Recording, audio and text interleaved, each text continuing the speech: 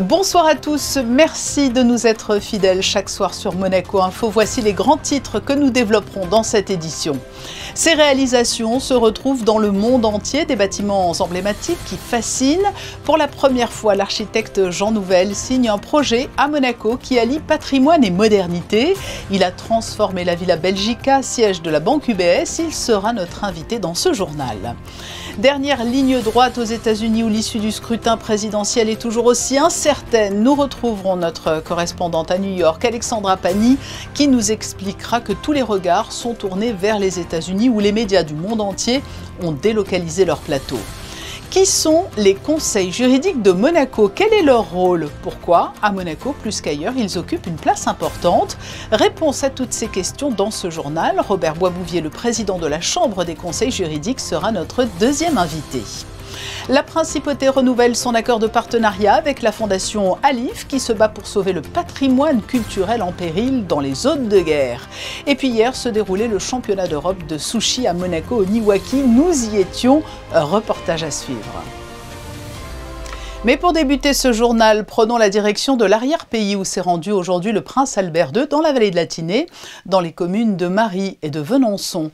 En octobre 2020, la tempête Alex avait fait des ravages et avait tout emporté sur son passage. Aujourd'hui, l'heure est toujours à la reconstruction et de nombreuses communes sont soutenues par Monaco dans ce long travail. Le reportage sur place de Christine Datomel sur des images de Lionel Bernardi. Après avoir apporté une aide précieuse aux habitants des vallées de la Roya, du Moyen-Var, de la Vésubie et de la Tinée, fortement touchés par la tempête Alex en 2020, la Principauté de Monaco avait également souhaité s'engager dans la sauvegarde du patrimoine des communes sinistrées.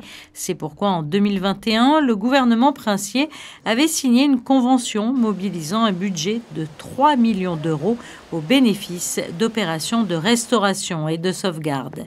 Témoins d'une époque révolue, de nombreuses maisons et bâtiments publics avaient été touchés par la tempête. Témoins aussi de l'histoire de ces communes au fil des siècles, ces édifices, parfois gravement endommagés, ne pouvaient être remis sur pied faute de moyens.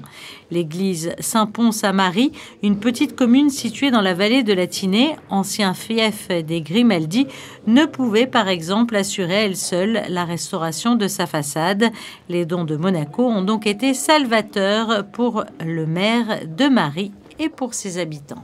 Aujourd'hui, nous allons mieux, notamment grâce à l'aide, je dirais, inestimable du prince de Monaco pour nous aider à réhabiliter notre église puisqu'elle avait souffert de la tempête Alex.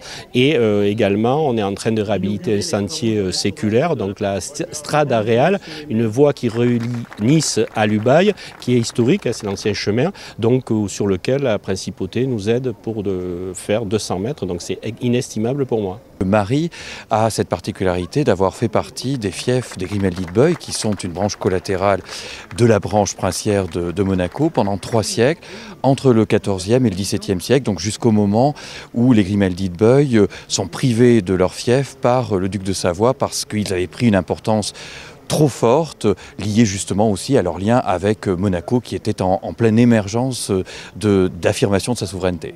Sans l'intervention réparatrice de la Principauté de Monaco, l'église de Saint-Pons n'aurait donc jamais pu retrouver sa splendeur d'antan. Tout comme le clocher de l'église Saint-Michel à Venançon, une petite commune située à quelques kilomètres de Marie, près de la Colmiane. Des cloches qui viennent d'être restaurées, symbole de foi et d'héritage chrétien. Elles continueront donc de sonner dans la vie des Venançonnois. Une inauguration à laquelle a assisté le prince souverain en début d'après-midi en présence du maire de la commune, du préfet des Alpes-Maritimes et de nombreuses autres personnalités de la région. L'aide avait été décidée, bien sûr, pratiquement immédiatement, après que j'ai pu visiter et survoler les lieux sinistrés. Bien sûr, j'avais engagé la principauté dans cette action, dans cette aide. Mais après, il fallait voir, il fallait détailler un petit peu quelle forme elle pouvait prendre. Et puis, c'est pour ça qu'on est venu sur des lieux qui ont été choisis, bien sûr, par les spécialistes de la Fondation du patrimoine pour que ça ait un sens et pour que en favorisant les lieux un petit peu privilégiés et les lieux de culte, mais pas uniquement. Vous avez vu qu'il y a des restaurations de ponts, de différentes infrastructures. Et donc, pour moi, je suis très heureux de voir la concrétisation, qui n'est pas terminée, mais la concrétisation de tout ce qui avait été envisagé, d'une grande partie de ce qui avait été envisagé pour l'instant, parce que c'est un effort, bien sûr, sur plusieurs années.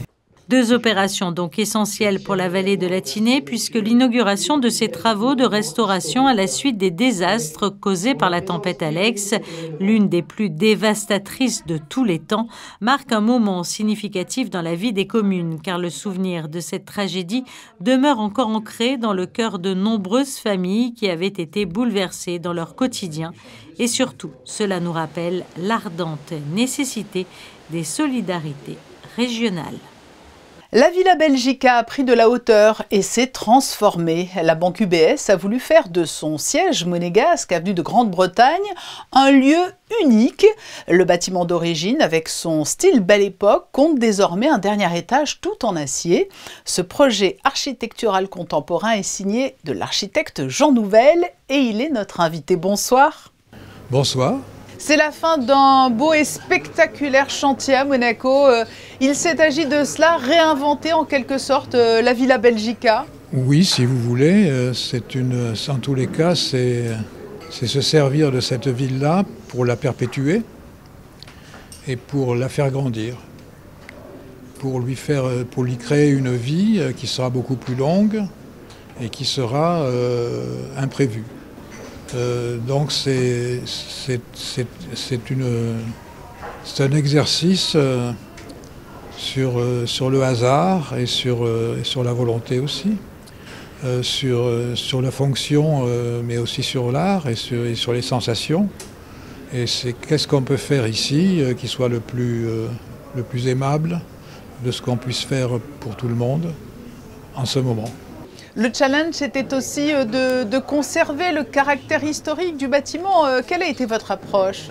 Le challenge, c'est justement de transformer ce bâtiment, ou les bâtiments qu'il y avait là, dans ce que je vous ai dit, dans quelque chose qui le dépasse, puisqu'on passe à 10 étages de hauteur quand même.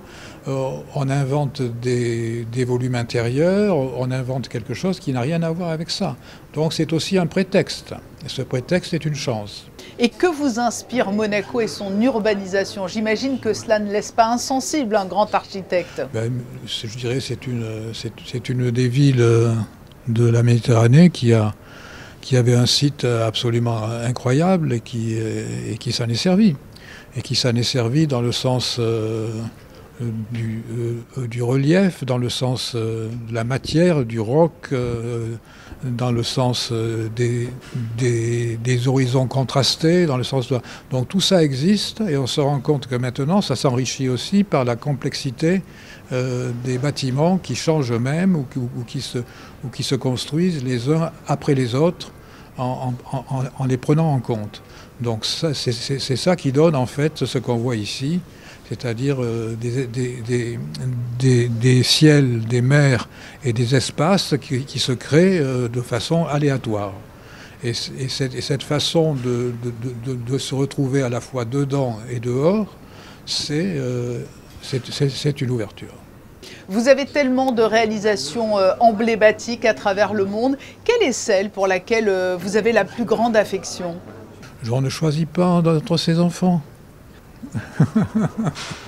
Je travaille sur beaucoup de projets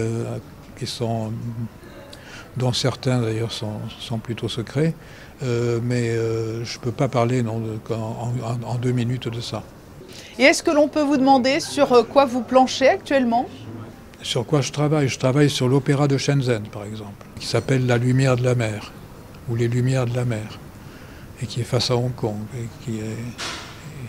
et qui accueille 4 ou 5 salles, plus un quartier culturel. Voilà, c'est un exemple.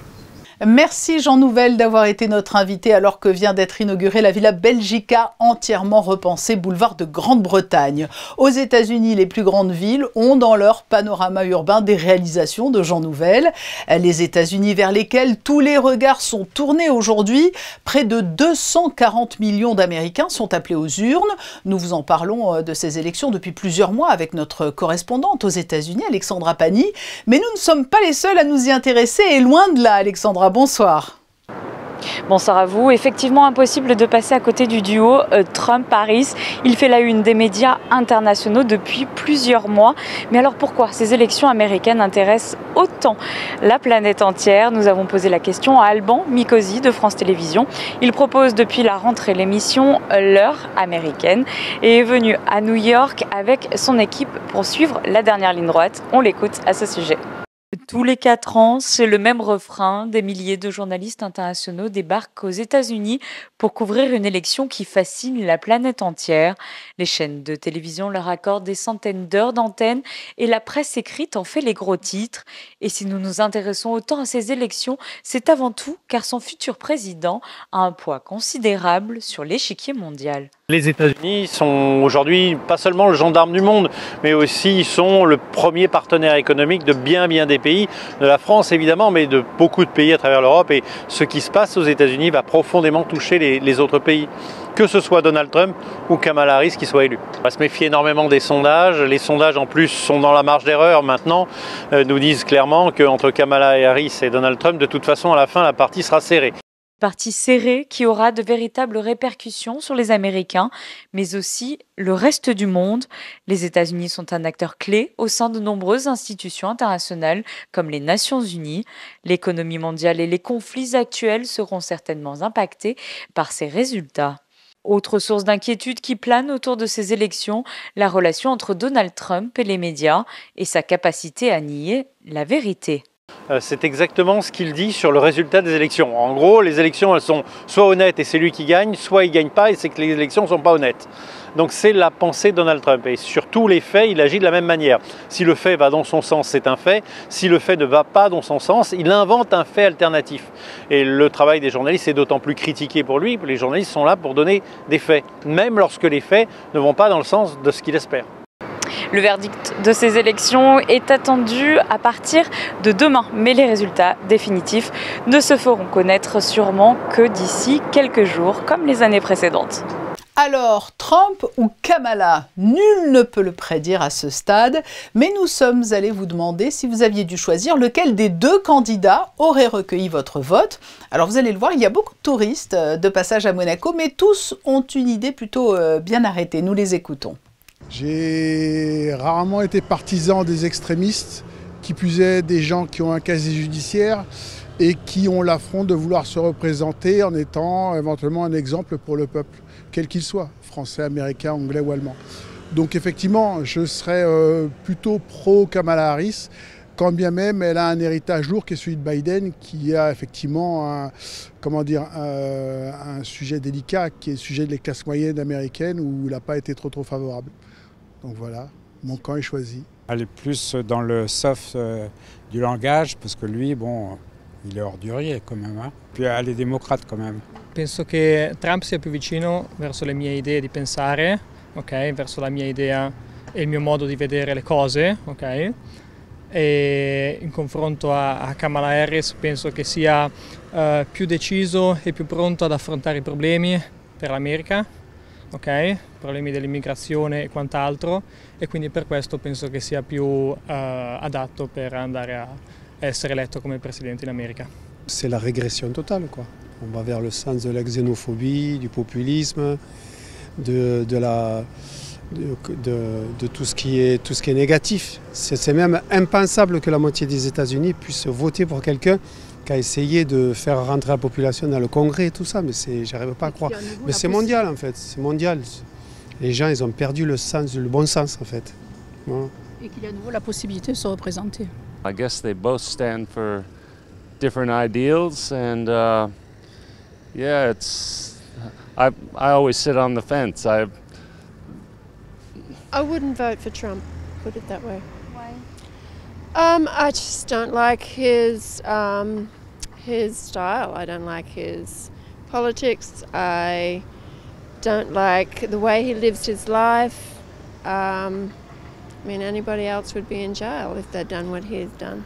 So I don't agree with any of the things that he has done with his life, and it's the person he is. It's hard to say really, because both of them They seem to lie about each other. I think there should be two better candidates that are younger. We're not sure what anyone's policies are. And we know a lot of Americans, and neither do they. But we know America is very divided. They're either pro-Trump or pro-Harris. And the rest of us will just watch and wait. Yeah, because unfortunately, you know, America leads the world, and the decision is going to be something that affects everybody in the world, unfortunately. We support Kamala Harris. We think she's just a regular person with normal ideas, and as opposed to the other side. Le nouvel ambassadeur de Monaco en Croatie vient de remettre ses lettres de créance au président croate. Anne Eastwood a été reçue par Zoran Milanovic. Elle devient le 3e ambassadeur de Monaco auprès de la République croate depuis l'établissement des relations diplomatiques entre les deux pays en 2007. La ministre des Relations extérieures et de la coopération vient de signer un 3e accord de partenariat avec la fondation ALIF, l'Alliance internationale pour la protection du patrimoine. Un accord sur 2 ans d'un montant de 100 000 €. Je vous propose d'écouter Isabelle Béraud-Amadei et le directeur exécutif de la Fondation sur l'importance de ce partenariat initié en 2020. Préserver et conserver le patrimoine, c'est aussi préserver la richesse et l'héritage des sociétés dans des zones de conflit et post-conflit, et également pour des héritages qui subissent de plein fouet le changement climatique. Donc, conscient de ces enjeux, la Principauté de Monaco soutient la Fondation ALIF depuis 2020 sur plusieurs sites, en Syrie, au Mali, au Liban, également en Ukraine pour la préservation et la conservation de 2 musées à Odessa. Ce partenariat, il va nous permettre de soutenir 2 nouveaux projets. Un premier projet en Arménie, qui est un projet avec une ONG arménienne qui s'appelle Toumo, et qui est un projet de documentation de 150 sites, documentation 3D de 150 sites au patrimoine arménien, et aussi de formation aux nouvelles technologies du patrimoine de jeunes arméniens. Et puis le deuxième projet, il doit nous amener à soutenir un projet au Liban, qui est un projet de réhabilitation de 2 sites historiques au Liban, notamment à Tripoli, et accompagné par des ONG qui vont travailler au dialogue interculturel et interreligieux autour de ces sites. Isabelle Béraud-Amadei et Valérie Freland répondaient aux questions de Fabien Bonilla. Intéressons-nous à présent à un corps de métier peut-être méconnu, mais pourtant extrêmement porteur à Monaco. Les conseils juridiques jouent un rôle de tous les instants, aux côtés de ceux, par exemple, qui souhaitent s'installer à Monaco, entreprises ou futurs résidents. Pour mieux comprendre quel est leur rôle et connaître la voie à suivre pour devenir conseil juridique, nous sommes avec le président de la Chambre des conseils juridiques. Bonsoir Robert Boisbouvier. Bonsoir Patricia. Qu'est-ce que cela recoupe, le terme de conseil juridique? Le conseil juridique est un facilitateur administratif, fiscal, juridique, en principauté, pour les entrepreneurs, pour les familles, pour les entreprises, tout au long de leur vie. Combien sont-ils en principauté, ces conseils juridiques, au sein de la Chambre notamment que vous présidez? Alors, nous sommes 29 conseils juridiques inscrits sur le site du gouvernement princier. Parmi eux, il y a certains conseils juridiques qui sont spécialisés dans certains domaines du droit ou des affaires, et d'autres qui sont généralistes, comme cela est mon cas par exemple, ou le cas d'autres confrères et consoeurs, avec une vocation juridique, fiscale et économique. Concernant la Chambre, nous sommes 25 conseils juridiques, et parmi les projets de ma mandature sera d'aller chercher les quelques autres conseils juridiques qui ne sont pas encore inscrits, car nous considérons que c'est important d'être unis professionnellement et de tous faire partie de cette communauté professionnelle. Mais alors pour bien comprendre, quels sont leurs champs d'action par exemple à ces conseils juridiques? Essentiellement la création de sociétés, la domiciliation de personnes physiques, morales en principauté, la facilitation administrative, l'assistance contractuelle, l'assistance juridique, l'assistance fiscale, qu'elle soit à Monaco ou à l'étranger. Et c'est également une force aussi des conseils juridiques à Monaco, c'est d'avoir aussi plusieurs nationalités, plusieurs backgrounds de ces conseils juridiques, anglo-saxons, Europe de l'Est, Amérique du Nord, qui permettent d'accueillir et de recevoir des nationalités très différentes et de répondre du coup à différents objectifs de résidents actuels et futurs. Donc ce serait un rôle d'interface, une mission d'accompagnement, mais de quelle formation sont-ils issus les conseils juridiques? Quelles études faut-il avoir suivies pour embrasser ces carrières? Alors ça, c'est ce que nous avons tous en commun, c'est-à-dire au moins une maîtrise en droit, que ce soit une maîtrise en droit français ou en droit étranger, ce qui permet aussi à des conseils juridiques étrangers qui ont une formation complète en droit dans leur pays d'origine, d'être autorisés en principauté au regard des besoins de la principauté concernant certaines nationalités. J'imagine que Monaco et sa politique d'attractivité, notamment pour accueillir de nouveaux résidents ou de nouvelles entreprises, Monaco c'est une place importante dans le domaine du conseil juridique. Absolument, l'ensemble des conseils juridiques sont extrêmement sensibles à la politique d'attractivité car nous sommes en première ligne au regard des domiciliations personnel, physique, d'entreprises en principauté et donc nous mobilisons tous nos efforts aux côtés du gouvernement princier de manière à pouvoir véhiculer les bons messages et surtout préparer les atterrissages le mieux possible pour nos résidents et leurs familles. Alors je sais que l'un des points importants de votre présidence, c'est de se tourner vers la formation, vers la jeunesse aussi. Vous avez noué un partenariat important avec l'Université de Nice-Côte d'Azur, dans la droite lignée d'ailleurs de la mise en place du diplôme de droit monégasque. Absolument, absolument. D'une part, nous collaborons étroitement avec l'Institut de formation aux professions judiciaires à Monaco par la tenue de modules, de colloques, de formations. Et d'autre part, comme vous le rappeliez, nous avons conclu un partenariat avec le département économique, master économique à Nice et avec le CNRS Grédeg de Sophia Antipolis, de manière à pouvoir créer des formations, des modules pour les juristes de la principauté, accompagner ces modules dans le cadre du diplôme interuniversitaire que vous aviez également rappelé, mais de plus, nous souhaiterions, nous, conseils juridiques, avec d'autres forces actives de la principauté, d'autres professions réglementées, on va essayer de faire ce travail tous ensemble, de rédiger un livre blanc avec justement ces chercheurs qui sont à côté de nous et qui connaissent bien le territoire, un livre blanc qui renfermerait des réponses juridiques, fiscale, mais aussi économique à ce que serait le Monaco de demain. Et l'idée, ce sera ma conclusion aussi, c'est vrai que c'est d'inciter peut-être ou de faire naître des vocations chez les jeunes de Monaco qui se sont engagés dans des études de droit, mais qui ne se destinent pas forcément à des carrières plus traditionnelles, qui d'avocat, qui de juriste.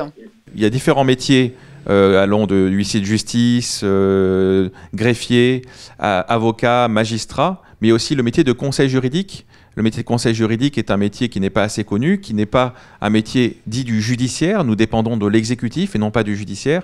Et par conséquent, c'est intéressant parce que nous sommes des agents économiques. On fait du droit, mais pas que. On fait aussi de l'économie, on fait de la gestion. On accompagne les entrepreneurs. Et c'est en ce sens que pour les monégasques qui sont également en cursus juridique, de pouvoir s'interroger et de regarder l'étendue des métiers possibles et disponibles à Monaco. Voilà une autre voie. Merci beaucoup Robert Boisbouvier d'avoir été notre invité pour nous présenter ce métier de conseil juridique. Merci Patricia, très belle soirée. La princesse Charlène est la nouvelle présidente de la Fédération monégasque de rugby. Elle a été élue en conseil d'administration le 29 octobre dernier. Passionnée de sport depuis toujours et à travers sa fondation, elle contribue à promouvoir l'éducation par le sport. Elle est un fidèle soutien du tournoi Sainte-Dévote, tournoi de rugby U12 qui accueille chaque année à Monaco des enfants de pays du monde entier. Sa fondation a également lancé le programme Rugby Exchange qui permet aux jeunes joueurs de découvrir d'autres cultures à travers leur discipline. Et puis la princesse Charlène a également donné une impulsion en créant une équipe de rugby monégasque à 7 nommée les Impies et qui participe à de nombreuses rencontres internationales. Hier soir se tenait la traditionnelle soirée annuelle de l'association Monaco Disease Power. Le prince Albert II était une nouvelle fois aux côtés de la présidente Muriel Nathalie Laure. Monaco Disease Power soutient les personnes en situation de handicap mental ou physique, ainsi que leurs familles en leur proposant des services d'accompagnement et de répit. Elle organise des séjours de vacances adaptés et gère des centres d'accueil spécialisés, la maison d'Amélie ou la maison de Delphine, pour favoriser l'autonomie et le bien-être de ses bénéficiaires.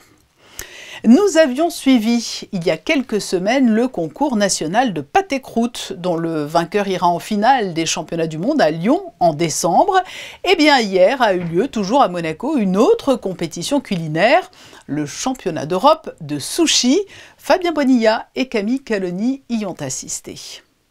Le Niwaki, dans le quartier du Larvoto, a servi d'écrin pour accueillir, pour la deuxième année consécutive, les championnats d'Europe de sushi. Toute la journée de lundi, 10 concurrents venant de toute l'Europe étaient en compétition, dont 2 représentants de Monaco, exerçant en Obu et au Boudabar.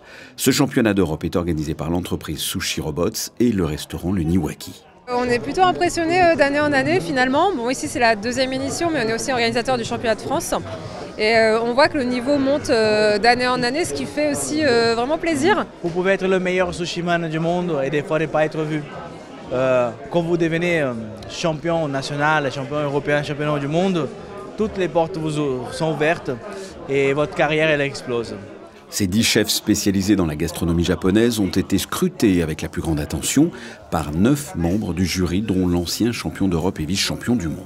Alors on a toute une grille de paramètres, on va juger, l'hygiène va être primordiale forcément, le gaspillage également, et ensuite c'est tous les détails techniques, donc la façon de découper le poisson, la façon de former les différents types de sushis. Il y a des formes de sushis imposées, donc on va noter, et on va noter la propreté de la tenue, la prestance, et ensuite une fois que le plateau est fini, alors il y a tout l'équilibre de l'assiette, l'esthétique, et on a une partie dégustation, donc voilà, beaucoup de critères. En fin d'après-midi, après plusieurs passages entre la présentation et le goût, le jury a délibéré et c'est le champion de Pologne qui devient champion d'Europe de sushi 2024. It's really important and I don't even expect that I will get anything here. I just came to check myself, how I make it sushi, as I'm good, as not. I don't even expect that I win this time. Piotr Kuk est reparti avec le titre de champion d'Europe, mais aussi avec un chèque de 1 500 €, des bouteilles de champagne et un voyage au Japon pour une valeur de 5 000 €. À quoi peut-on s'attendre demain du côté des prévisions météorologiques? Le beau temps va-t-il durer? Nous retrouvons Alban Gingembre. Bonsoir. Bonsoir Patricia, bonsoir à tous. La météo reste stable en principauté. Demain, le soleil se lèvera dans un ciel très nuageux, mais qui se dégagera au fur et à mesure de la journée pour laisser place à quelques éclaircies. Pas de pluie et des températures qui restent agréables, 15 degrés le matin et 18 l'après-midi. Et le mercredi 6 novembre, nous fêtons les Bertilles. Merci Alban. Bleu, c'est la couleur du jour, comme le bleu du ciel en principauté. Les photos de fin d'édition signées Manuel Vitali sont le reflet de ces incroyables conditions météo qui nous ont accompagnés depuis ce week-end et jusqu'à aujourd'hui. Je vous donne rendez-vous demain à 19 h pour un nouveau journal sur Monaco Info.